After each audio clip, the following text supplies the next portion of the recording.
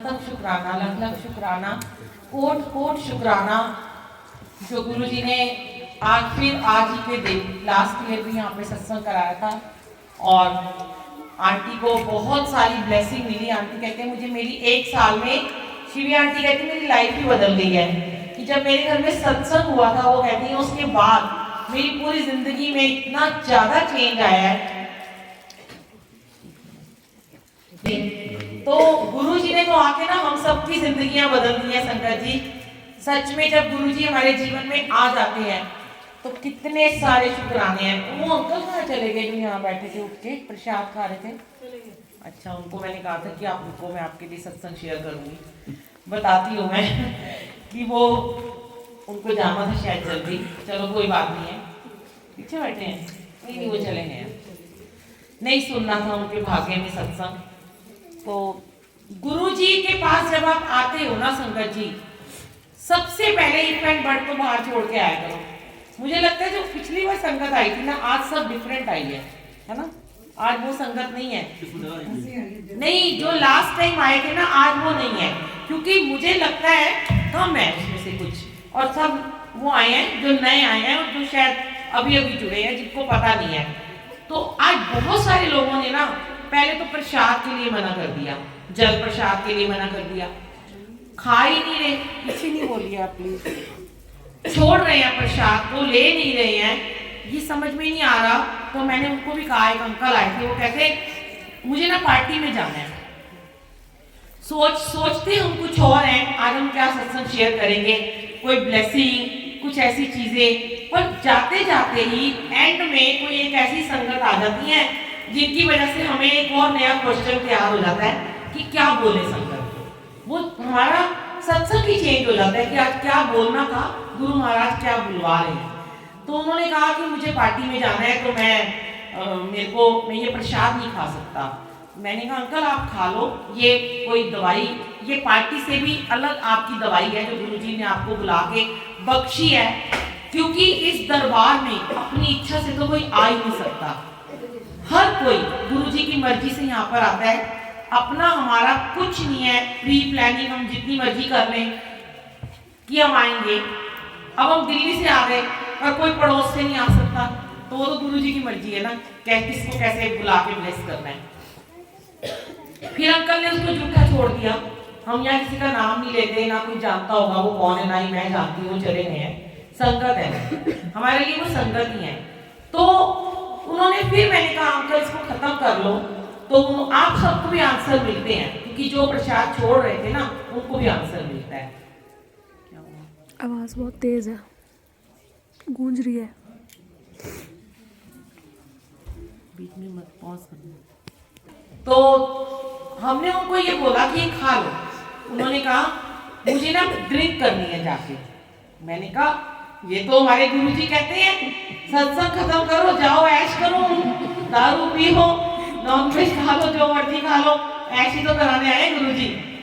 क्योंकि यहाँ पे ना हमारे को सारे वहमों से दूर किया है।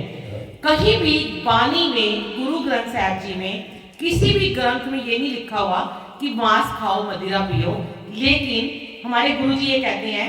कई लोग गुरु जी के पास आते होते थे गुरु जी के टाइम में और कहते मेरे मुंडे का ब्याह है, मैं कॉकटेल पार्टी करना चाहना गुरु जी। गुरु जी कहते कब? कहते फिर शराब भी लोगों को आनी है, कहते पिया, कहते मैं कहना नहीं पीनी चाहिए, पर जे थोड़ा मन करता है तुम पियो, थोड़ा मन करता है नॉन वेज खाना तुम खा लो, मैं कहूँ कोई चीज की मनाही नहीं है।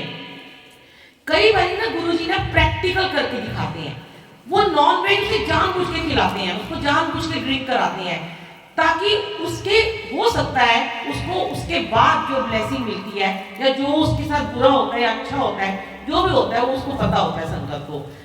गुरु जी साक्षात दिखाते हैं करके, जो चीज आप मना करते हो ना गुरु जी उसको ही आपको कहते हैं। कोई आके संगत कहते थे, गुरु जी को पता होता था, अंतर्यामी है कि ये दारू रोज पीता है, और वो गुरु जी के जब मंदिर आता है तो वो डर डर के आता है कि आज तो मैंने पैग नहीं लगाया, बैठा तो वो मंदिर में है। अब जैसे वो अंकल जी आए थे, बैठे तो सत्संग में, ध्यान सारा दारू की तरफ था। ऐसे ही गुरु जी के टाइम में संगत आती थी और उनको आदत थी रोज आना। किसी किसी को आदत होती है ना 1-2 पैग लगाने की, होती है, ठंड भी इतनी ज्यादा हो रही है, मुझे तो लगता है आंटियां भी आजकल बहुत लगाती हैं। हमने तो कभी शायद अभी तक मुंह नहीं लगवाया गुरुजी ने इस जिंदगी में। तो बड़े हैं आंटियां, बड़ी मॉडर्न की हैं, सब मुर्गा शुर्गा सब पी लेती हैं। तो गुरुजी तो अंतर्यामी थे। अब बैठे तो आके सत्संग में, दर्शन करने आए गुरुजी के, मिल रहा है तुम्हें लंगर प्रसाद, ध्यान में चल रहा है, वो आके मैं दारू नहीं पीती है, ये लंगर खा लांगा, उनका जाके किए पियांगा। तो गुरुजी को पता होता था। तो गुरुजी ना उसको लंगर ना खाने ही नहीं देते थे, उसको वेट कराते थे। फिर उसको कहते थे की गल आज पैक नहीं ला, पैसे शैक नहीं लाया। और वो बड़ा हैरान होता था बंदा कि मैं अंदर सोच रहा हूँ इनको कैसे पता चल गया कि मैंने पैक नहीं लगाया। कहते जब गुरुआं दे कोल आंदे हो ना ते टेंशन ना लिया करो, चिंता ना करया करो, खा पी लिया करो, या तो जाके खा लिया करो, या फिर पैग लगा लिया करो, या फिर मेरे को उस दिन आया ना करो। तो कहते हैं मैं आज अपना ही उनके अंकल से वो सुनाती हूँ सत्संग कि एक टाइम था, मेरा बेटा 23 ईयर का होने वाला है। जैसे ही मेरा साहिब होने वाला था, मैं 34 ईयर की थी, मेरी दोनों बेटियों के काफी साल बाद मेरा बेटा होने वाला था। तो मैंने उस समय बिल्कुल पाठ पूजा नहीं करती थी, सुखमनी साहिब का पाठ भी नहीं मैं करती होती थी। तो मैं करती थी छोड़ देती थी, करती थी छोड़ देती थी। तो मैंने ना जैसे ही वो होने वाला हुआ ना, पता नहीं मेरे मन में क्या आया, मैंने कहा मैंने सुखमनी साहिब का पाठ ना कभी भी नहीं छोड़ूंगी। मैं हमारे घर में ना हमने किट्टी डाली थी सुखमनी साहिब की। तो मैंने पहली किट्टी हमारे घर से शुरू हुई, हमने कहा हम ना इस बहाने सबके घर में पाठ हुआ करेगा। तो मैं बहुत बहुत नॉनवेज खाते होते थे, हमारा गुजारा ही नहीं होता था नॉनवेज खाए बिना।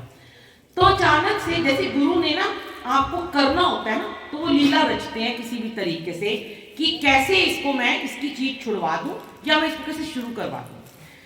मैंने ऐसे ही ना, मेरे बच्चे मेरी बेटियां एग खा रही थी अंदर बैठ के, ब्रेड ऑमलेट, और मुझे बड़ा ही अच्छा लगता था ऑमलेट खाना, मैं उसकी खुशबू से ही कुछ हो जाता था मुझे।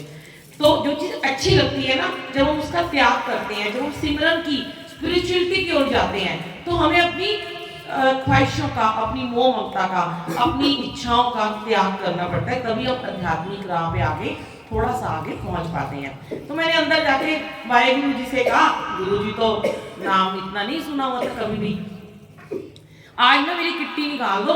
तो सुखमनी साहब की, तो आज अगर मेरी किट्टी पहली निकल आई ना, किट्टी क्या थी, सिर्फ 10,000 रुपये किट्टी थी, तो मैं ना आज के बाद नॉन वेज ही छोड़ दूंगी। इतना कठिन प्रण ले लिया भाई, जो बंदी रोज जाके गोल मार्केट में खा रही है सीख कबाब, और हमारा पूरा घर बन रहा है। अब मालिक ने कौन सी लीला कब रचनी होती है ये वही जानते हैं, कौन सी डेस्टिनी में हमारी राह पे हमें क्या कराना होता है, हमारी डेस्टिनी में क्या लिखा होता है, इनको सब पता होता है, कहाँ से कहाँ हमें पहुँचाना होता है, किसके थ्रू पहुँचाना होता है। तो मैं बाहर आई, हमारा पाठ खत्म हुआ, मेरी किट्टी निकल आई, ओए होए, मैंने कहा भाई अब तो फंस गई, अब तो नॉनवेज छोड़ना ही पड़ेगा। उस टाइम मुझे फर्स्ट मंथ था, मेरा बेटा होने वाला था। वो ब्लेसिंग भी मुझे वाहेगुरु जी ने दी थी सुखमनी साहिब के पाठ से। तो अब मैंने, मेरे बच्चे एग खा रहे हैं और मैं बिल्कुल देख नहीं रही हूँ कि मेरे को ये प्रॉमिस, कहते हैं जब वादा अपने, आप फोन ले लो इधर आके ना, उनको दे दो फोन। तो अगर आपको वादा करना है ना अपने परमात्मा से, अगर कोई प्रॉमिस करते हो ना, तो उसको आपको पूरा जरूर करना चाहिए, क्योंकि ये वादा ना हमने उनसे किया है जिसको किसी ने देखा नहीं है, जो हमने अपने दिल से किया है, जो हमने अपने मन से प्रॉमिस किया है। दुनिया से वादा करते हैं लोग, मुकर जाते हैं, आपस में प्रॉमिस करते हैं, मुकर जाते हैं, परमात्मा से प्रॉमिस करके आप कभी मुकर नहीं सकते। मैंने नॉनवेज छोड़ दिया, वो दिन और आज का दिन है, बिल्कुल नॉनवेज छुड़ा दिया उन्होंने। 22-23 साल तक, 22 साल तक एग नहीं खाया। 22 साल के बाद अब किसी डॉक्टर ने कहा कि बड़ी प्रोटीन की कमी हो रही है, कभी कभी एग खा लिया करो। बड़ी खुश हो गई, वाह फिर से एग खाने का मौका मिल गया, डॉक्टर ने कह दिया। कहते हैं ना, भागते हैं, दिमाग हमारा ऐसे ही होता है, नेगेटिव एनर्जी की तरफ जल्दी भागता है, पॉजिटिविटी भूल जाता है। परीक्षा लेते हैं गुरुजी हमारी, कितना ये मेरी बात का मान रखती है। अब जब पता चला तो बड़े सारे गुरु संगत से पूछा, उन्होंने कहा, डॉक्टर ने कहा है, डॉक्टर दवाई समझ के खा ले। मेरी मदर इन लॉ मुझे कहती थी, मैंने कभी नहीं खाया था, पर जब मैंने सांस की बीमारी हुई तो मैं खरोड़िया का सूप पीती थी दवाई समझ के। चलो मेरे बेटे ने भी कह दिया, जो एग होता है ना वो तो वेजिटेरियन होता है, जो मशीनों में बनता है, अब खा लो। अब ना शुरू में जैसे शुरू किया खाना, तो रोज ही खाने लगी, कभी प्याज डाल के, कभी अदरक डाल के, कभी ऑमलेट बना के, बड़ा मजा आता था। अब क्या था, गुरु जी सेवा में भेजते हैं। अब दिमाग में एक बात आई कि अगर गुरु की सेवा में सत्संग में आज जाना है तो आज एग नहीं खा के जाऊंगी। मालिक परीक्षा ले रहे हैं, खिला भी रहे हैं, तरसा भी रहे हैं और एग सामने पड़ा और हटवा भी रहे हैं वो। फिर ऐसा हुआ कि पहले हफ्ते में 3 दिन सत्संग में जाती थी। अब वीरवार को एग नहीं खाना, मंगलवार को नहीं खाना और शनिवार को नहीं खाना, ये सोच लिया था। बाकी 4 दिन खाना है। 4 दिन सत्संग में भेजना शुरू कर दिया कि तुम खा के दिखाओ मुझे। अब मतलब इतने मजे लेते हैं गुरुजी हमारे से, जैसे वो अंकल के आज मजे ले रहे थे। पता नहीं क्या हुआ, वो अंकल उठ के चले गए, लेकिन मैंने उन्हें प्रसाद आज पूरा खिला दिया। मैंने कहा अंकल खा लो, खत्म करो, दारू पीना, नॉनवेज खाना, पर ये प्रसाद खा के जाना। पता नहीं आपको कौन सी ब्लेसिंग आज आपका इंतजार कर रही है, कौन सा कर्म कटवाने आप इस घर में आए हो, इस सत्संग में आज आए हो। कौन सी ऐसी बीमारी होगी जो कोई बहुत बड़ी होने वाली होगी, हमें नहीं पता होता कल क्या होने वाला है। और वो जो बीमारी है वो इस लंगर प्रसाद के अंदर जाते ही तुरंत खत्म हो जाती है, हमें पता ही नहीं होता हम क्या कर रहे हैं। तो ऐसे ही गुरुजी ने फिर मेरे सत्संग में, अब मैं चलाकियां है ना, इंसान वो चलाकियां करता है। फिर क्या करने लगी कि सत्संग से आने के बाद खा लेती थी, चलो तो सत्संग खत्म हो गया। खाने के बाद बड़ा दुख होता था, हाय क्यों खा रही हूँ, नहीं अजीब सा लगता था। तो अब कभी कभी खा लेते हैं, ऐसा नहीं है कि बहुत ज्यादा पड़े रहते हैं, कई बार तो एक पूरा महीना पड़े रहते हैं। लेकिन हाँ, गुरुजी कहते हैं तरसो मत। उन्होंने ये कहा जो मर्जी करो, चंगा पाओ, चंगा खाओ, ऐश करो, किसी का दिल ना दुखाओ, किसी को बुरा मत बोलो, किसी की निंदा चुगली मत करो, दिल में अहंकार मत रखो, दयावान रहो, परोपकारी रहो, शुक्राना करते रहो, सबसे प्रेम से बात करो, सबको प्रेम से मिलो, सबको मुस्कुरा के मिलो, ज्यादा दुखड़े ना रहो, ज्यादा शिकायतें ना करो, बस शुक्राने करते रहा करो। और मेरा नाम जपते रहो, मेरा सिमरन करते रहो, मेरा जाप करते रहो, सेवा में लगे रहो, तुम्हारी गलती काट दूंगा। पर आज आप ये समझ लीजिए कि यहाँ पे आके ना प्रसाद से मना मत किया। जो पहली बार आए हैं, जिनको नहीं पता था, कहते हैं गलती अनजाने में होती है तो उसकी माफी है, अगर गलती जानबूझ के होती है तो वो गुनाह माना जाता है। आपको पता चल गया कि यहाँ गुरुजी का जो प्रसाद मिलता है वो एक दवाई है, वो मेडिसिन है, वो ब्लेसिंग है, वो हमें खानी है, जरूर खानी है। उसके बावजूद आप अगली बार जाके अगर मना करोगे, सेवादार आपको 1 बार बोल देगा, 2 बार बोल देगा, तीसरी बार गुरुजी कहते हैं नहीं बोलना। इसके यहीं पे कर्म, मैं इसके बाद इसकी यात्रा मैं खुद देखूंगा, इसकी जर्नी कैसी होगी। फिर गुरुजी उसे बार बार ऐसी जगह पे बुलाते हैं। ऐसे बहुत सारे सत्संग है, इतना टाइम नहीं होता मैं आपको सुनाऊं, इसीलिए मैं यूट्यूब पे डाल देती हूँ, आप सुन सकते हो बुलबुल आंटी सत्संग के नाम से। कि गुरुजी ने कई बार बहुत चीजें प्रैक्टिकल करके दिखाई हैं। जिनको कैंसर है उनको समोसे मिर्चों वाले खिला रहे हैं, जिनको शुगर है उनको 2-2, 3-3 गुलाब जामुन खिला रहे हैं। मुझ जैसी कोई इतनी प्रॉब्लम्स थी, इतनी बुरी तरीके से मैं बीमार रहती थी, अपना प्रसाद खिला खिला के उन्होंने मुझे ठीक किया। तो चीजें ठीक हो रही हैं। जब गुरु महाराज आज इस दुनिया में, इस कलयुग में अवतार ले चुके हैं, तो डरना खाएगा। मैं तो ये सोचती हूँ जितनी मर्जी, मैं इतनी डाइटिंग करती हूँ और पहले भी मैं करती थी, सारी धरी की धरी रह जाती है। आजकल डेली 1 दिन खाली नहीं है सत्संग में, और समोसे रोज खिला रहे हैं, और कभी भटूरे छोले खिला रहे हैं, कभी पूरी आलू खिला रहे हैं। मोटा कर रहे हैं, फिर योगा कराते हैं, फिर शाम को खिलाते हैं। अब क्या करें, रोज अपनी कमर चेक करते रहते हैं। गुरुजी अब क्या करें, अब सेवा तो छोड़ नहीं सकती हूँ। अब वो एक दिन उन्होंने मुझे कह दिया था, लास्ट ईयर की बात है, जब मैं बहुत डाइटिंग करती थी और गुरुजी के मंदिर गई थी, मैंने ये भी डाला था सत्संग।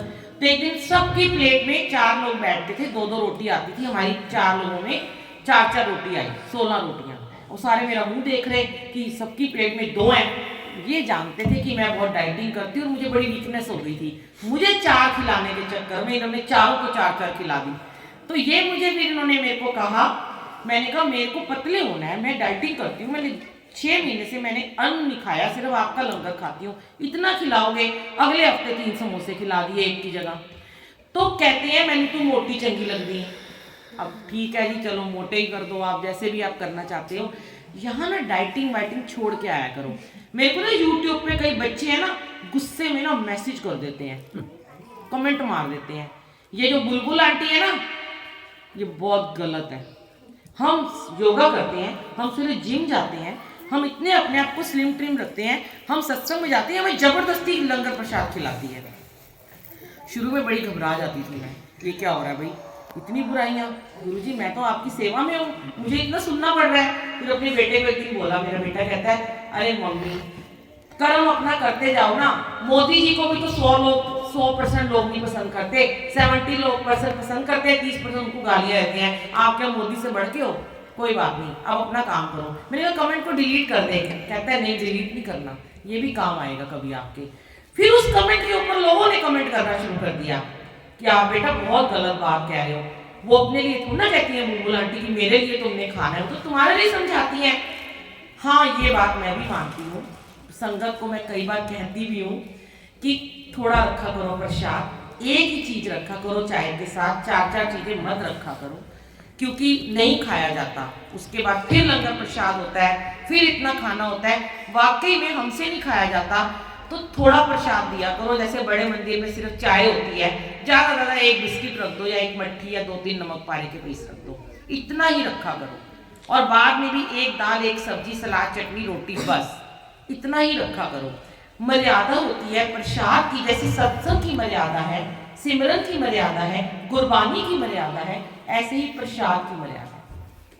गोल्डन टेम्पल, आप तो गुरुओं की धरती पे रहते हो, क्या बोलूं मैं, गोल्डन टेम्पल में जाओ, दाल और रोटी तो मिलती है, कभी कभी गुरु जी वाहिगुरु जी बड़े खुश हो जाते हैं तो चावल भी मिल जाते हैं, कभी खुश हो जाते हैं तो उसमें कड़ी भी आ जाती है, जैसे लास्ट टाइम हमें 2-2, 3-3 चीजें मिली थी।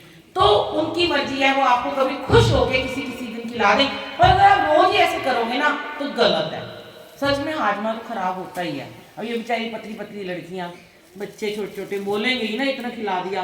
अब देखो एक तो सबसे बड़ी बात है, जल्दी आया करो, देर से आते हो तो आपको आने के बाद चाय, समोसा, सैंडविच, रसगुल्ला भी खाना पड़ेगा और लंगर भी खाना पड़ेगा। अब मेरा तो कोई कसूर नहीं है, खाना ही पड़ेगा। तो थोड़ा सा समय से पहले आया करो, सत्संग शुरू होने से पहले आया करो, वो मर्यादा होती है। पूरा गुरबानी सुना करो, पूरा पाठ सुना करो, पूरी ब्लेसिंग लिया करो, पूरा ऑरा अपने साथ लेके जाया करो। ये नहीं आधी अधूरी ब्लेसिंग, आधा अधूरा पाठ, क्योंकि ना बहुत सारे लोगों ने इसको पार्टी समझ ली है, ये सोचते पार्टी में जा रहे हैं, एंड में जाएंगे, चलो पता है अब देर तो होनी है, 6 तो 8 सत्संग है, आराम नाल तो हम नहीं कह रहे थोड़े घर सत्संग की तैयारियां कर रहे हैं, वो अलग बात है। जो लोग काम करते हैं, बिजनेस करते हैं, नौकरी करते हैं, उनके लिए कोई वो नहीं है, क्योंकि वो कर्माज में है। गुरुजी कहते हैं, रिंकू वीर जी भी कहते हैं, किरत करो पहले, फिर पाठ करो, फिर वांडी छको। कर्म जरूरी है, अगर बिजनेस में काम में देर हो रही है तो माफी है, लेकिन घर बैठे हो और नहीं आ रहे हो और सोच रहे हो 6 से 8 का सत्संग है, आराम से जाएंगे, 7:30 में जाएंगे, पता है 10 तो हमें घर आते बजने ही है, ये गलत है। सत्संग में आ रहे हो, सत्संग सुनो, आके आपके सारे कर्म कट जाएंगे गुरबानी को सुनते ही। गुरबानी हमारी बॉडी की सारी नेगेटिविटी को खत्म करती है, हमारे अंदर की सारी गंदगी को, मैल को निकालती है, भांडे को साफ करती है। गंदा भांडा जो रोज गंदा होता है, जो रोज अलग अलग नेगेटिविटी से गुजरता है, वो रोज क्लीन करना जरूरी होता है। उसको डेली अपने घर की सफाई रोज करते हो, पंखे रोज साफ करते हो, किचन रोज साफ करते हो, कपड़े रोज धुले हुए पहनते हो, खाना रोज ताजा बनाते हो, तो ऐसे ही हर रोज पाठ भी रोज करना है, सिमरन भी रोज करना है, रोज आना अपने नियम में शामिल करना है। हाँ सत्संग में रोज नहीं जा सकते, कोई बात नहीं, घर में कर लो, किसने कहा रोज आप सत्संग में जाओ अपने घर बार को छोड़ के। घर में बुजुर्ग माँ बाप है, पहले उनकी सेवा करो, बच्चों को देखो, टाइम मिले तो चले जाओ, नहीं टाइम मिले तो कोई नहीं। लेकिन वैसे एक बात मैं आज बोलूँगी, शिवी आंटी आपने आज जो टाइम रखा है ना, आपको नहीं पता होगा, पर गुरुओं की बात का आपने बहुत मान रखा है। गुरु जी ने अपने टाइम में यही कहा था कि 6 से 8 का ही सत्संग रखा करो, कोशिश किया करो। ये तो हमारे जैसे सेवादार है ना, दूर दूर इतनी लोग बुलाते हैं, तो हमें आने जाने में 2.5-3 घंटे लग जाते हैं। फिर अगर हम 8 बजे निकलेंगे, 9 बजे निकलेंगे तो 12 बजे घर पहुंचेंगे, तो इसलिए हम बोल देते थोड़ा जल्दी रख लो। वरना गुरुजी ने यही कहा, हफ्ते में एक दिन सत्संग का टाइम रख लो, मंगल और बुधवार, जब बड़े मंदिर बंद होता है। पहले यही कहा जाता था, पहले लोग सत्संग घरों में नहीं करते थे किसी भी दिन, और शाम को रखो ताकि लोग अपने काम से, अपने काम पूरे करके ऑफिस से सीधे सत्संग में आए और उन्हें, उनके आंटियों को रोटी बनाने की भी चिंता ना हो। लंगर प्रसाद खाओ और घर जाओ, सो जाओ, ये मर्यादा है। लेकिन आजकल लोग मान नहीं रहे हैं, रोज सत्संग हो रहे हैं, दिन में 2-2 3-3 हो रहे हैं। गुरुजी ने तो इतनी ब्लेसिंग दी है कि हमें भी दिन में 2-2 सत्संग की सेवा बख्श दी है। और ये शिवी आंटी, रश्मि आंटी की बदौलत इतना प्यार संगत का कि आज यहाँ सत्संग है, कल सुबह रश्मि आंटी के अमृत वेला है, कल रात को बैठी है रीता आंटी, उनके घर में रात को सत्संग है 7 से 9, परसों फिर रश्मि आंटी के घर अमृत वेला है। और पता नहीं और कोई करवा दे गुरुजी, पिछली बार भी ऐसे ही किया था, पकड़ के ले जाते हैं कहीं पे भी, चलो सत्संग करो, उनकी मर्जी है। लेकिन बहुत अच्छा लगता है जब इतना प्यार मिलता है, इतनी प्यारी प्यारी संगत बुलाती है। और ये प्यार भी ना हमें ना आप देने वाले हो ना हम लेने वाले हैं, ये गुरु किस रूप में आके हमें गले लगा लेते हैं, ये उनकी माया है, वही जाने। आपके रूप में आके गुरुजी हमें प्यार कर देते हैं सारे सेवादारों को। जो एक सेवादार 2 ने आना होता है, देखो 14-15 आए दिल्ली से, और हमारे सारे सेवादारों का भी शुक्राना जो सेवा में लगे हुए हैं। थैंक यू सो मच गुरुजी, इतनी प्यारी संगत देने का, इतना प्यारा हमें गुरु परिवार देने का शुक्राना, इतना प्यार देने का शुक्राना। कहाँ कहाँ से आप हमें बुला रहे हो, ये तो हमारे बस की तो बात नहीं है, ना ही हमारी औकात है कि हम कुछ भी आपके सामने हैं। थैंक यू सो मच गुरुजी। और आंटी का तो शुक्राना सत्संग ही था। आंटी ने एक अरदास का सत्संग बोला था